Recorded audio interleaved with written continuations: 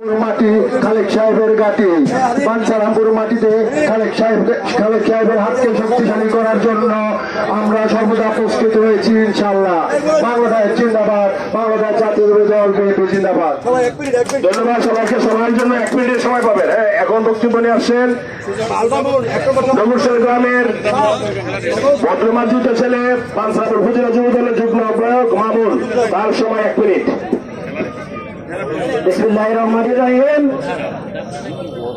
বিপ্লবী ভাইয়েরা আমার, বক্তৃতার অ্যাড্রেস করতে চাই না।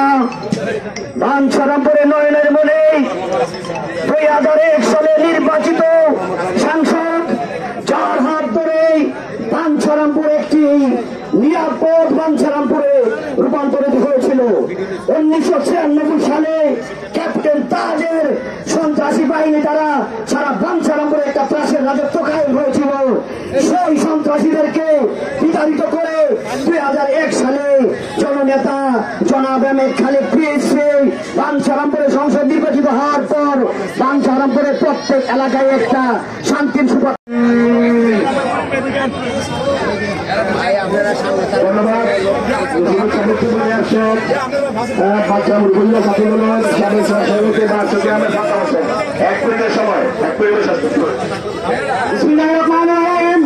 আসসালামু আলাইকুম। আমি সেই সাথে স্মরণ করতে চাই সাবেক 3 বারের প্রধানমন্ত্রী বেগম খালেদা জিয়াকে। আমি সেই সাথে স্মরণ করতে চাই আমাদের বিএনপির ভারপ্রাপ্ত চেয়ারম্যান জনাব তারেক রহমানকে। আমি আজকে এখানে বেশি কথা বলবো না। আমি শুধু সিনিয়রদের উদ্দেশ্যে একটি কথা বলতে চাই। আমরা সব সব কিছু ভুলে সবাই ঐক্যবদ্ধ হয়ে দলের জন্য কাজ করবো, দলকে এগিয়ে নিয়ে যাবো। আমরা খালেক সাহেবের হাতকে শক্তিশালী করবো।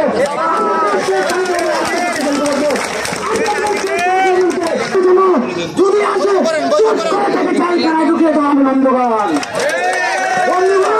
আমি আমার বক্তব্য দীর্ঘায়ী করবো না। জাতীয়তাবাদী জিন্দাবাদ, শহীদ জিয়াউল হক, বাংলাদেশ জাতীয়তাবাদী জিন্দাবাদ, দেশনেত্রী খালেদা জিয়া দীর্ঘদিন হক, বাংলাদেশ জাতীয়তাবাদী। এখন বক্তব্য রাখবেন 1 মিনিটের জন্য নগরসর মামুন। কিছু বলবো না, একটাই বলবো, আমাদের দেশনায়ক তারেক রহমান বীরের বেশে আসবে ইনশাআল্লাহ। আমরা তারেক রহমানের হাতকে শক্তিশালী করার জন্য আমাদের নেতা এম.এ. খালেক পিএসপি সাহেব যা নির্দেশনা দিবে আছে, বারচরের হানিফ ভাই উপস্থিত আছে। আজকের এই অনুষ্ঠানে সম্মানিত প্রধান অতিথি এবং খালেক সাহেবের অনেক অবদান আছে।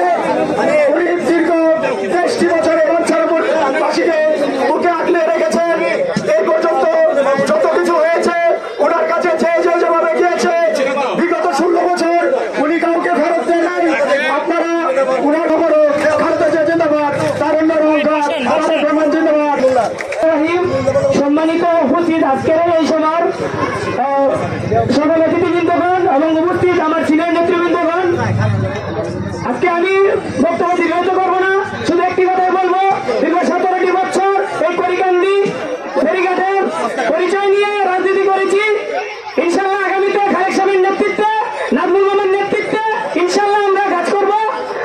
আমরা সিনিয়রদেরকে একটি কথা বলতে চাই, আমাদেরকে ঐক্যবদ্ধ রাখতে হলে আমরা ঐক্যবদ্ধ থাকতে চাই। সেই নেতৃত্ব আমরা পশ্চিম এলাকায় বিভিন্ন নেতৃত্বে আমরা থাকতে চাই। আছেন তো আপনারা?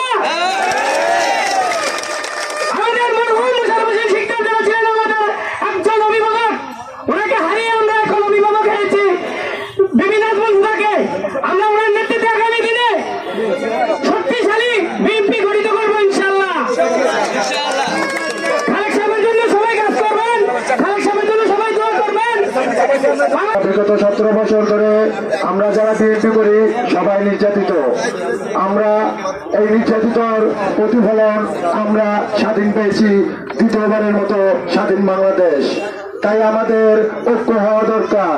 আমরা জনাব এম.এ. খালেক সাহেবের হাতকে শক্তিশালী করার জন্য আমরা মাঠ পর্যায়ে সর্বদা প্রস্তুত থাকিব ইনশাআল্লাহ। জনাব এম.এ. খালেক সাহেবের হাতকে শক্তিশালী করার জন্য বাঞ্ছারামপুর উপজেলা শ্রমিক দল সর্বদা